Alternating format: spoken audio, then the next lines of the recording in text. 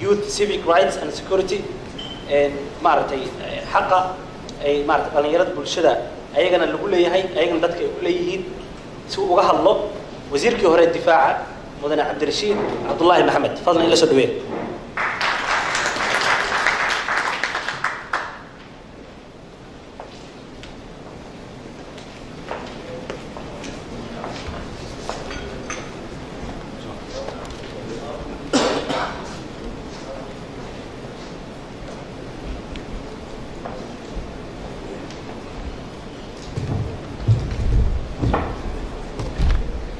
بسم الله الرحمن الرحيم.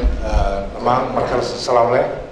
أنا أفضل بمنصب شيء السلام هاي سيجارنا عمدوايو وزير الحكيم إسحاق محمود مرسل إسحاق النواب.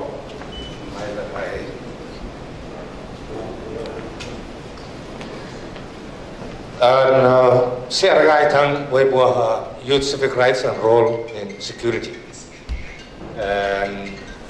طبعا بروفيسور حاول يقول بعض اللغات اللي لغتي presentation كنا وين نقول دون إنجليزي أنا كده ولا السؤال أنا أفكي من داسيت لما أقول بفضل يورث الكرة مديله كرة عربي مسكفيلي هنا مركريت ما يمحتري إنجليزي كلي سكودان لكن أفهم عربي كسون أفهم عربي إنك درجور ولا يورث الكرة مثل أورما لما بس دي فضل and background and والأرنت دليل يو أمنية قصية يو civic right يو and مدينة فيريو وي لكو هذا لي and كان ولا سيم كوريا okay and بسم الله عفوا مركا and when لكو هذا هاي background أو youth security in slide self hadra aron way kadal program hor bilahayra qodob tusay doorashooyinka ama civic rights ka oo dhalinyarada leeyahay. So in a nutshell, allow me to speak following the kind of write-up we have used, which is English. Somali government developed the youth policy for 2022 to 2026. This policy encompasses a lot of things, including the rights of the youth in the country, the age bracket they belong to, and we are having some summary of presenting those related activities or background into these youth issues. So in Somalia, who is considered as a youth? Largely considered persons aged between 15 to 30. And according to African Union, I think the age between 15 to 35. The other countries, they consider between 15 to 25. But for Somalia now, according to this policy and agreed principles, age bracket for youth in Somalia is considered as age between 15 to 30. According to the government policy, the term youth captures not only the age of young people, but also the complexity associated with that stage. So not the term youth, that means the people belonging the age bracket between 15 to 30, but also it means a lot what they have as challenges what they need to have, the rights they need to have, and all those issues that are, surrounding within the youth. The youth have to negotiate a complex interplay of a personal, socio-economic, cultural changes to maneuver the transition from dependency, take effective role control of their lives, and assume family and communal responsibility. So this is a very critical stage for the youth, whereby you expect them at least to have some interplay, which is very complex. This is a transition process where they need to at least move from a situation where they used to depend to their parents or their guidance, and then they're expected now to take charge of their own activities or business in terms of becoming independent to themselves, or even to another level, which is supporting the community they live within. So that is the complexity that the youth have to maneuver and try to negotiate. 70% of Somali population, as our Assistant Minister was mentioning earlier, is considered to be youth within Somalia, with the age bracket of 15 to 30, as I said earlier on. Continuation of the same, forming 2/3 of the entire population, which means 70% of the country population. The youth can be challenged in Somalia's social and security landscape, or a great opportunity in resolving the long-standing security challenges, depending on how government or the youth engage in evolving security. If I try to elaborate a bit on this, we mean that at the end of the day, youth seems to be as kind of a sword that have double edge. They can be very potential in solving the problem within the country, or they can be against the stability of the country. And they can be used by elements like Al-Shabaab, or people who are trying to create insecurity within the country. So, we can, you see how potential it is, the government to have a policy, the country to have a system that will going to ensure the youth to be in accordance to the country policy and politics. Somali government advocate for one person, one vote, whereas the bulk of Somali population youth, which is 70%, as we have said earlier on, have not been sensitized on their civic rights. So this is a situation where the Somali government is talking about a situation where they will get a move for one person, one vote. But then the youth of today, do they know their rights when it comes to election? How many percent of the youth have some knowledge in terms of their civic rights? What that one vote mean in the real term? How many percent of our youth know about those values of the votes when it comes to election? The youth of today have no clue of vote importance. Just the same what I said earlier on. Elderly people are always determine the political fate of the youth. Hence, youth are politically voiceless on the current indirect electoral votes. So this is a situation again whereby the youth, they don't have much in crafting or becoming part of the process of the elections. Maybe some levels you consider, or you might see them, that when it comes to the indirect elections, they are selected or put into a list of people voting for the MPs. But at the end of the day, when it comes to the real decision making, youths have very minimal decision making processes in terms of the political arena. Few individuals of the youth who happen to participate past indirect elections have believed the process to be resource oriented. Some of them, they have the notion or the beliefs that once they are included in that list of voting for someone, at least they get some cuts or some small money in that process. But then they don't understand the importance of their votes, from whom they are selecting out of the people who are competing in that process. Therefore, it's very essential when it comes to those kinds of elections. So, in essence, what we are going to say in the following slides will gonna be more of the challenges the youth have and what is expected of them, as well as how they are going to at the end of the day, they need to be part of the whole process when it comes to.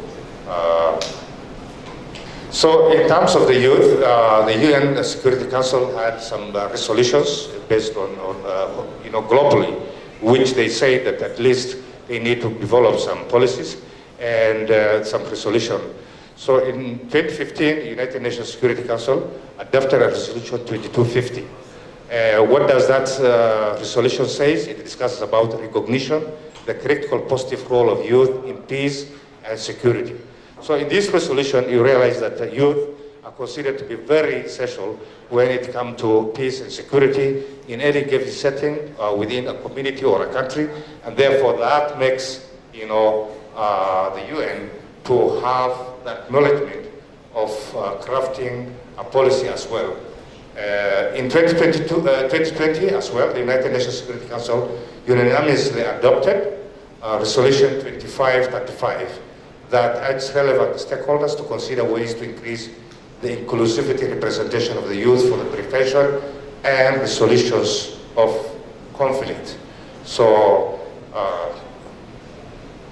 and then we move to the next slide, which says about security challenges facing the youth in Somalia. In particular, that is, youth are the potential human resource to conflict in Somalia.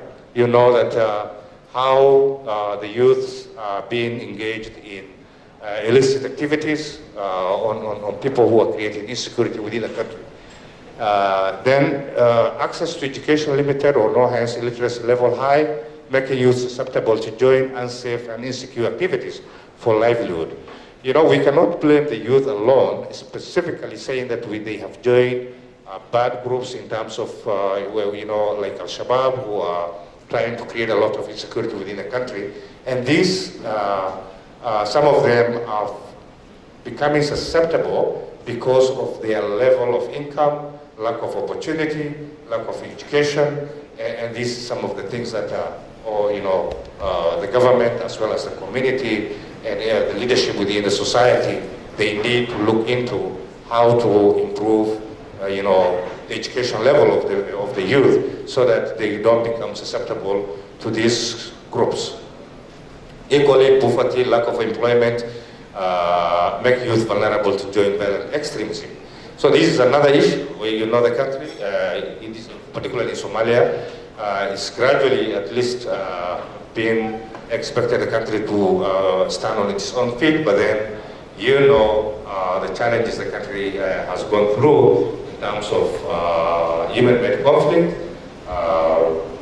droughts, erratic rains, humanitarian situation, floods, displacement, namely all those factors, make people more poor, and then particularly youth become victim in this process.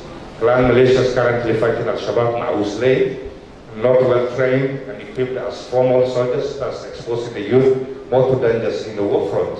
This is another issue. Yes, they are positively willing to put part of the government to fight Al-Shabaab. But the government needs, on the other hand, to at least train them well, to make sure that they have the necessary equipment, to make sure that they are well equipped to fight Al-Shabaab, so that they don't fall into dangers that they don't deserve to fall into in the process of at least safeguarding the safety of the population and the security of the country as well. The government massively recruits the youth into government different security sectors to fight extremist groups, that's Al-Shabaab and Daesh. So the government themselves, they are also recruiting the youth to become part of the forces that the country need to have in ensuring the security and the stability of the country. So the government, when they are recruiting also, they should have a plan in place to make sure that the youth also get what they deserve in terms of their safety, prevention from abuses, preventing them from any other related dangers to their life and their future. Likewise, the rest of the population, youth are exposed to collateral damages in the conflict fronts as well as Al-Shabaab explosion that happens in densely populated areas of the towns. You know what happened in the country, especially when it comes to explosion, particularly the suicidal explosions that are happening. Youths happen to be out there trying to get some livelihood, trying to get some living, and then in the process, you realize that, they get exposed to these dangers of explosions that these explosive things are happening. And think of how many percent of the people that died in Zobe were youth. How many directly targeted, especially when the students were graduating in Shamu, they happen to be, a primary target in some levels. And this damages leads to big loss when it comes to the youth. And the minimum they can face is, as earlier on the minister has said, some trauma level, which is they don't deserve to get into. Al-Shabaab forcefully recruits youths into their groups, some even under the age of 16, amounting to child soldiering and abuse. This is another big factor which is within the country and very unfortunate. So mitigations.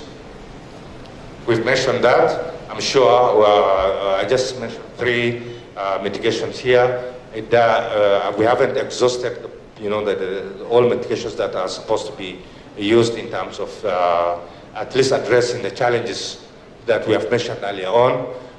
Mitigation among government at all levels, federal and member states, should adopt youth-centered approach to peace building so as to accommodate the youth. Number 2, youth should be considered the leaders of today, as earlier the minister said, not tomorrow. Hence, include positively into the politics on meritocracy and meaningful engagement, not clanism, not nepotism, not favorism, not knowing or any other factor, but then based on meritocracy, people who have at least the integrity, the education background, the knowledge or the know-how when it comes to the politics and becoming a leadership of today and tomorrow as well. Thirdly, federal and state leaders should avoid allocation of political position to youthful leaders within intent of denying other politicians of political space. This is what's happening in Somalia. Somebody can claim that he's including politics to youth. In the process, maybe he's denying another politician position. But when you are giving a position to a youth, let it be very, meaningful, very based on specifically that you are seriously, engaging this youth person and giving them a proper orientation. At the end of the day, training them, coaching them to a level that they can at least comfortably say they are part of that political, arena and become tomorrow people who have a direction when it comes to our focus in the politics and they contribute to the country's politics. Okay, so the other level is to promote the participation of youth in security, peace, and political integration at all levels of government. Should, 1, enhance mechanism to ensure the participation of young people in the preparation, implementation, evaluation, and follow-up policies related to security, peace building, and social initiative locally, regionally, and nationally. So I think that's self-explanatory. Second layer, or strata, means urge the media to promote the values of tolerance, peaceful coexistence within view to promoting security and stability. Within the youth, we need to think of a situation where they have a better and very positive coexistence among themselves, and this means a situation whereby 2 clans fighting, 2 different groups fighting for things that will not help when it comes to stability and security within the country. Thirdly, promote the participation of young people in the development of legislation.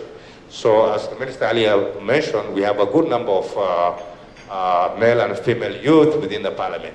So when it comes to legislative, then they should be part of that legislative and they should be also advocating that clauses within the legislative that will going to have a meaningful impact for the livelihood of the youth in the near and long term within the country or for that population in the country. Fourthly, youth participation in developing draft laws to enhance their political participation. This is also another level where the youth need to have at least some level of participation to make sure that they prepare ground for future youth as well, so that they have a situation whereby not crafting things or laws to their suit or to their benefit of today, but also a longer term that will benefit people who are going to come, maybe 30 years, 40 years, 50 years to come. Thank you for listening. And sorry, and I was waxaa laga codsaday wax yar inaan soo koobo fursadna siiyo maybe qofkay dhaaftay af Soomaali generally si guud dhalinyarada iyo mustaqbalkooda iyo challenge maanta dalka ku haysta iyo maxaa la dhahay fursadaha ay heli karaan dawladuna ay u abuuri karto ammaankooda arrimahaas dhan ayaa laga hadlayay slaydii haddaan soo barsigraynay marka waxaa ugu muhiimsan dhalinyaradu maanta joogta inay yihiin sacdaal sheegay seef laba af leh marna ay qayb ka noqon karaan ammaanka iyo deganaanshaha dalka marna ay qayb ka noqon karaan deganaansho la'aanta iyo darrida dalka jirta marka labadaba waxaa looga dhanka wanaagsanna loo isticmaali karaa dhanka xunna looga badbaadi karaa dawladda iyo dhalinyarada naftooda qofba meesha oga aadan in ay isticmaalaan fursadooda ku aadan si ay uga qayb noqdaan deganaanshaha iyo amniga dalkooda iyo dadkooda taasaa saamixi karta marka in mustaqbalka dhow dalkan uu dego iyaguna ay fursado badan helaan dhalinyarada loogana badbaado wixii amni darro ah dalka dhibaato u keeni kara waxaa kaloo xiga dawladdu ciidamo ay qoranaysaa ciidamadaas ay qoranaysa dhalinyaro u badan dhalinyaradaas marka waa muhiim qorashadaas dawladdu ay ciidanka qorayso waa la'aanteed dalka uma degin marka maadaama ay muhiim u tahay inay dalka dego in ayaga ciidan laga qoro inay dawladda marka shaqayso tababaro ku filan tababaro hufan tababaro wanaagsan oo ay uga hortegi karaan cadowga ay la dagaalamayaan iyo qalab tayaysan oo ka tayo fiican cadowga iyaga ka soo horjeeda si mar walba ay uga helaan gacan ka sarreysa cadowga oo ayaguna u badbaadaan dalkiina ammaankii iyo amnigii kusoo celiyaan tan saddexaad oo ah dhalinyaradu dhanka kale nimankaan argixisada ah ayagana si xooga waxay ku qoranayaan dhalinyaro badan oo fursadda ay uga faa'iidaysanayaan noloshoo adkaatay dalka abaarada ka dhacayo fursadaha jira oo shaqo oo iska yar aqoontii waxbarasho oo shaqo lagu raadasho iska yar shabaabkana intaas uga faa'iidaysanayaan marka dawladdu inay keento marxalado ama arrimo oo qorshaysan oo lagu wajahay dhalinyarada shaqana loogu abuuri karo aqoontooda lagu dhisi karo si looga badbaadiyo inay qayb ka noqdaan dhibaatooyinkaas ayaga naftooda dhib ku noqon kara marka inahaasa kusoo koobaya wixii su-aalaha iyo la qabo dabcan waxaan diyaar u lahay inaan ka jawaabo dad badan kale oo at least aqoon u lena waa fadhiyaan waxaan qiyaasa inay iga caawin doonaan marka jawaabahaas ay yimaadaan meelay anigu u adkaato inay igana igala caawin karaan aada umahadsantiin